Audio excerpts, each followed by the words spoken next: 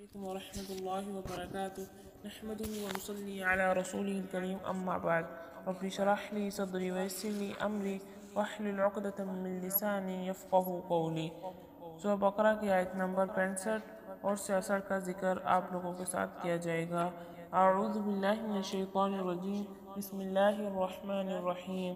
وَلَقَدْ اور البتہ تحقیق علمتم تم نے جان لیا، الذین ان لوگوں کو جنہوں نے اعتدوا زیادتی کی، منکم تم میں سے، فی السبت ہفتے کے دن میں، فقلنا تو ہم نے کہا، لہم ان سے، کونوا تم ہو جو قردۃ بندر، خاسئین ذلیل۔ اور تم اپنے ان لوگوں کو بھی خوب جانتے ہو جنہوں نے سبت ہفتے کے دن چھٹی منانے کے قانون کے بارے میں زیادتی کی تھی، لہٰذا ہم نے ان سے کہا کہ بندر بن جاؤ کہ تم پر دھتکار پڑتی رہے۔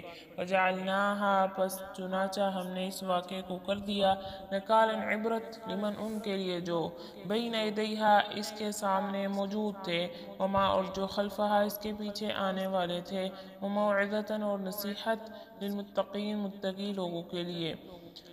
پھر ہم نے اس واقعے کو ان لوگوں کے لیے بھی عبرت بنا دیا جو اس وقت موجود تھے، اور ان لوگوں کے لیے بھی جو بعد میں آئیں گے، اور اسے ڈرنے والوں کے لیے نصیحت بنا دیا۔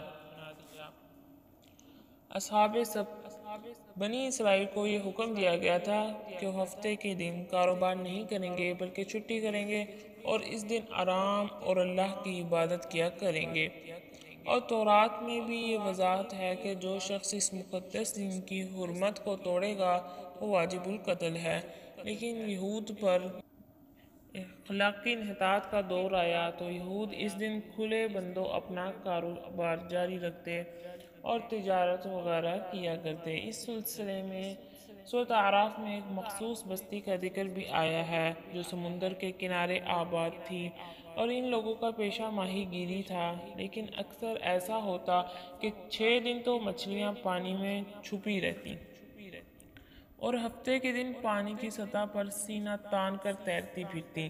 اب ان ماہی گیروں نے یہ حیلہ سازی کی کہ ساحل کے ساتھ کھائیاں کھود لیں، اس میں پانی آتا تو ساتھ مچھلیاں بھی آ جاتی، اور دوسرے دن یہ لوگ ان مچھلیوں کو پکڑ لیتے۔ ان بستی والوں کے 3 گروہ بن گئے۔ ایک تو مجرم گروہ تھا جو اس حیلہ سے مچھلیاں پکڑتا تھا، دوسرا گروہ وہ تھا جو انہیں اس حیلہ سازی سے منع کرتا تھا، اور تیسرا گروہ وہ تھا جو خود مچھلیاں پکڑتا تو نہیں تھا لیکن پکڑنے والوں کو منع بھی نہیں کرتا تھا، اور منع کرنے والوں سے کہتا تھا تم ان لوگوں کو کیوں منع کرتے ہو جو باز آنے والے نہیں اور ان پر عذاب آنے والا ہے؟ اور منع کرنے والے یہ جواب دیتے کہ ہم اس لیے منع کرتے ہیں کہ ہم اپنے رب کے حضور معذرت پیش کر سکیں، اور دوسرے یہ کہ شاید یہ لوگ باز آ جائیں۔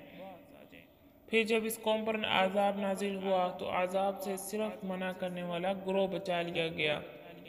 خاموش رہنے والے اور مجرم دونوں گروہوں پر عذاب نازل ہوا، اور عذاب یہ تھا کہ تم ذلیل و خوار بندر بن جاؤ۔ اب معجزات کے منکر حضرات یہ کہتے ہیں کہ ان لوگوں کی عادات اور خصائل تو بندروں جیسے ہو گئے تھے، لیکن ان کی صورتیں مسخ نہیں ہوئی تھیں، یعنی وہ فی الواقع بندر نہیں بنے تھے۔ یہ توجیہ اس لحاظ سے غلط ہے کہ ایک تو قرآن کے ظاہری الفاظ سے یہ گنجائش نہیں نکلتی، دوسرے اس کے بعد آنے والی بات اس بات کی تردید کر رہی ہے، کیونکہ اگر ان کی شکلیں انسان کی ہی رہیں تو وہ اس وقت کے موجود لوگوں اور پچھلے کے لیے سامان عبرت کیسے بن سکتا ہے، اور پرہیزگار ان سے کیا سبق لے سکتے ہیں؟ حقیقت یہ ہے کہ وہ فی الواقع بندر بن گئے تھے، تاہم ان کے دماغ وہی رہے، ان میں فہم و شعور انسانی موجود تھا، وہ ایک دوسرے کو پہچانتے اور ایک دوسرے کو دیکھ کر روتے تھے مگر کلام نہیں کر سکتے تھے۔ پھر 3 دن کے بعد سب مر گئے، اور یہ واقعہ سیدنا داؤد علیہ السلام کے دور میں پیش آیا تھا۔ السلام علیکم ورحمۃ اللہ۔